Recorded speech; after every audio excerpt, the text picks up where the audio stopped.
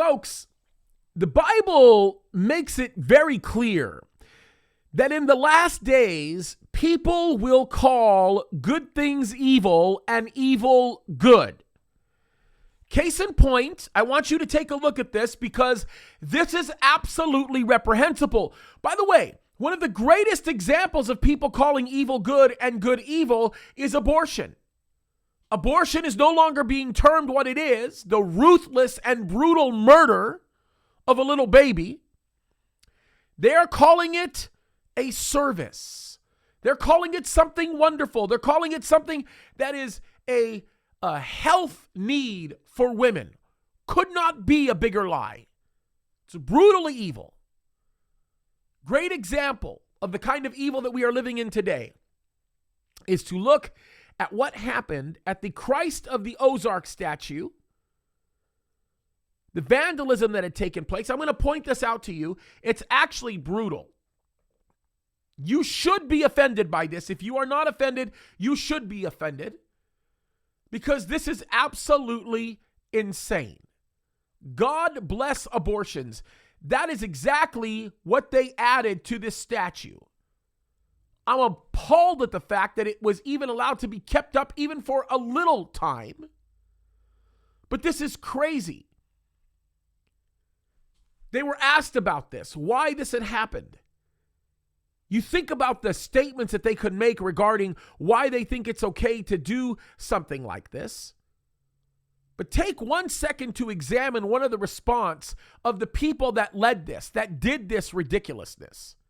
It was an activist group. They said this. They said the project entitled God Bless Abortions is in direct response to the dramatic attempts being made in Arkansas and throughout the South to ban abortion services. That's what they call it, abortion services. Ban abortion services to women in need. It is completely illegal in the eyes of God. It's destructive. It is nothing short of murder, and it's reprehensible. Now leave that just alone for a second and take a look at what they've done next. Now this movement is going further, and they're producing t-shirts, and I'm not going to show you the picture of this t-shirt on a little 2-year-old boy that they are exploiting, but I will show you a picture of the t-shirt itself. And it is absolutely reprehensible. This is a child's shirt that they are putting on a 2-year-old, encouraging a 2-year-old to be happy or to praise the action of abortions. And for everybody that's a part of the woke industrial complex that continues to defend for the lives of those that are black, let me just explain something to you. 3% of the childbearing population in this country is black women. 3%, yet they account for almost 50% of the abortions that take place. That should say something about the world that we're living in, folks. The greatest issue of our time right now, civil rights issue of our time, are the murder of these poor black babies. Folks, in the United States of America, we are killing 3,000 babies a day. I don't know about you, but killing one baby is reprehensible. We kick and we scream about all of this wickedness that's going on in the social justice movement.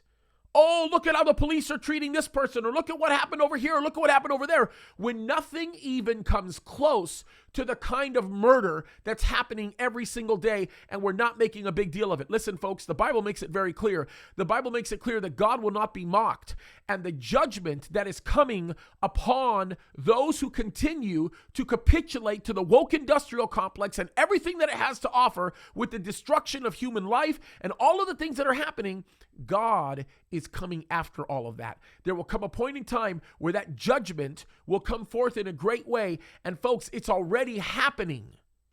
It's already happening in this nation because of the horrible decisions that are being made right now by these evil leaders to continue to take the life of these precious children. We've got to take a stand because this is evil and there is nothing right about this. There is nothing about this that is good in the hands of God. We must take a stand and we must stand firmly against this stuff. Why? Because we must fight for these precious little children. I never thought I would say this. Never thought I would see the day where I would say this. But the most dangerous place to be alive right now isn't in Philly. It's not in Chicago. It's not in Los Angeles. You could take all the crime rates and put them all together combined for a month, and they still do not hit the rate of death in a single day for one of these poor children. The most dangerous place to live right now is in the womb. And we have got to say enough is enough. It is time that we take a stand concerning these things. These precious little lives matter. God bless you.